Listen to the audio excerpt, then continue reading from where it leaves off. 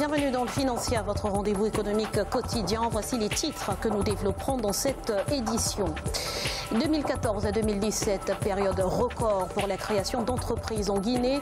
25 000 sociétés ont vu le jour, permettant la création de plus de 20 000 emplois. C'est une bouffée d'oxygène pour l'économie de la République démocratique du Congo. Les finances publiques ont affiché un excédent de 11,5 milliards de francs congolais en janvier 2018. Et puis nous ferons le point en fin d'édition sur l'évolution des marchés boursiers du continent.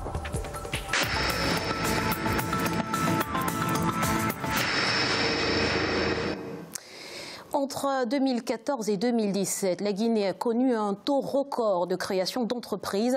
Celles-ci ont permis de générer jusqu'à 21 000 emplois à travers le pays. Ceci grâce à la facilitation des procédures. Mais la Guinée veut aller encore plus loin et encore plus vite. Les détails dans ce reportage d'Emmanuel Mimono, notre correspondant en Guinée. Jamais autant d'entreprises n'avaient été créées en si peu de temps en Guinée. 24 988 entreprises ont vu le jour entre 2014 et 2017, selon un rapport de l'Agence de promotion des investissements privés APIP. Des chiffres précisent que la dynamique est restée croissante au cours de cette période, avec 3 032 entreprises créées en 2014, 4 911 en 2015, 8 814 en 2016 et 8 231 en 2017, soit une augmentation de plus de 100% de 2014 à 2017. Ce qui démontre que l'activité économique reprend et qu'elle est beaucoup plus solide. En 2015-2016, nous avions fait un sondage et 80% des personnes qui avaient été consultées étaient très optimistes. Selon le classement de ces entreprises par secteur d'activité, 49% d'entre elles exercent dans le domaine du commerce, 21,3% dans les prestations de services, 13,1% dans le BTP et la construction et le reste partagé entre différents autres secteurs. Les procédures de création d'entreprises récemment allégées avec une durée de 72 heures ont permis d'atteindre cette performance. Mais le pays entend aller encore plus loin. Nous sommes en train de mettre en place un système qu'on appelle Synergie pour dématérialiser tout le guichet unique. Les dossiers vraiment pourront être délivrés en moins de 112 heures, c'est-à-dire 24 heures, ou moins même. La majorité des principaux gérants de ces entreprises créées sont des hommes, avec 84% contre seulement 16% de femmes. Parmi ces entreprises qui ont vu le jour, seulement 17% d'entre elles ont été créées depuis l'intérieur du pays. L'Agence de promotion des investissements privés a ainsi procédé à l'ouverture d'antennes à travers le pays afin de faciliter l'accès des jeunes et des femmes ruraux aux outils de création et de formalisation de leurs entreprises. 700 millions de dollars décaissés en faveur du Fonds africain de développement, une aide qui entre dans le cadre d'un accord entre l'Agence japonaise pour la coopération internationale et le groupe de la Banque africaine de développement. L'enveloppe servira à donner un second souffle à la croissance économique des pays africains les moins développés et à contribuer à la réduction de la pauvreté, tel qu'inscrit dans son plan d'action pour la période 2017-2019. Les indicateurs des finances publiques sont au vert. En République démocratique du Congo, les recettes se sont chiffrées à 433 milliards de francs congolais, soit un excédent de 11,5 milliards. À cela s'ajoute un redressement de solde global des entreprises qui affiche une hausse de plus de 12,5% en janvier 2018. De belles performances, mais qui restent fragiles. On fait le point dans ce reportage de Jacques Mboka, notre correspondant à Kinshasa.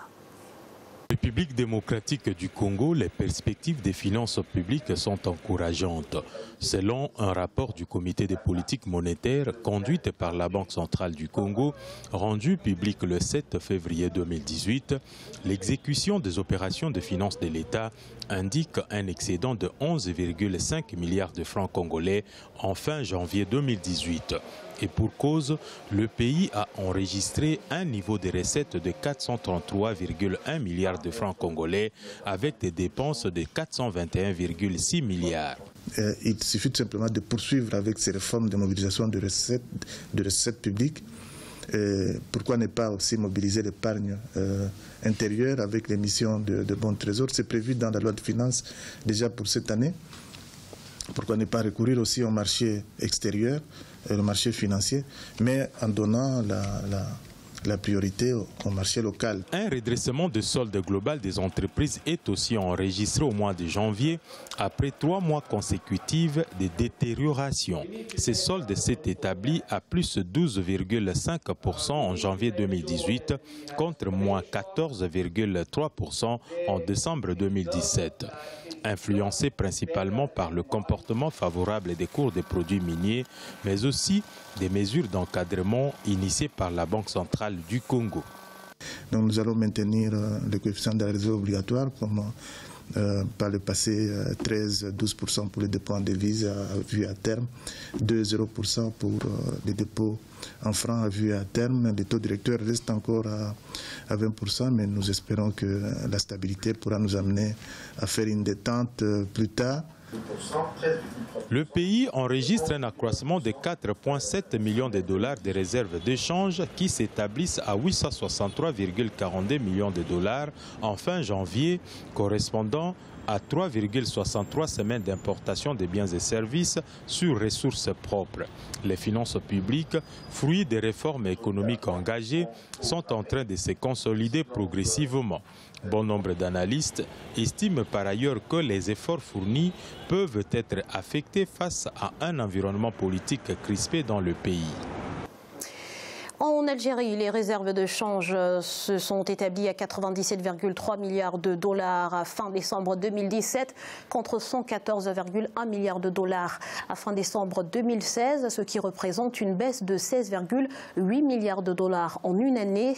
Une tendance baissière qui dure depuis 2014 et qui s'est accentuée avec l'effondrement des cours mondiaux du baril de pétrole, lesquels sont passés de 117 dollars le baril à seulement 27 dollars en février 2016. L'autre facteur qui a contribué à l'accélération du recul des réserves de change est la valeur de la facture des importations. Le mobile money gagne encore plus de terrain au Kenya. En 2017, la valeur des transactions financières via ce canal a atteint 3,64 trillions de shillings, soit une hausse de 283 milliards de shillings par rapport à l'année précédente. Et cette dynamique a notamment été portée par la reprise du secteur commercial après des semaines de tensions post-électorales. À noter que le secteur du mobile money a enregistré un montant record de 332 milliards de shillings au seul mois de décembre 2017 au Kenya. Il est à présent l'heure de faire un point sur l'évolution des marchés boursiers africains à la mi-journée. En Afrique australe et dans l'océan Indien, l'indice sud-africain a gagné 0,033%. La bourse de Nairobi a gagné 0,34%. Les marchés boursiers de l'île Maurice étaient en hausse de 0,08% et la bourse du Botswana perdait 0,02%. En Afrique de l'Ouest et centrale, la bourse du Nigeria gagnait 1,11%. L'indice ghanéen restait stable et la BRVM d'Abidjan chutait de 1,57%. En Afrique du Nord, enfin, la bourse de Tunis enregistrait une hausse de 0,03%. L'indice égyptien gagnait 2,18%. Enfin, la bourse du Maroc perdait 0,34%. C'est à présent la fin de ce Financia. Nous vous remercions pour votre fidélité. On se retrouve très vite pour un nouveau rendez-vous de l'économie sur Africa 24.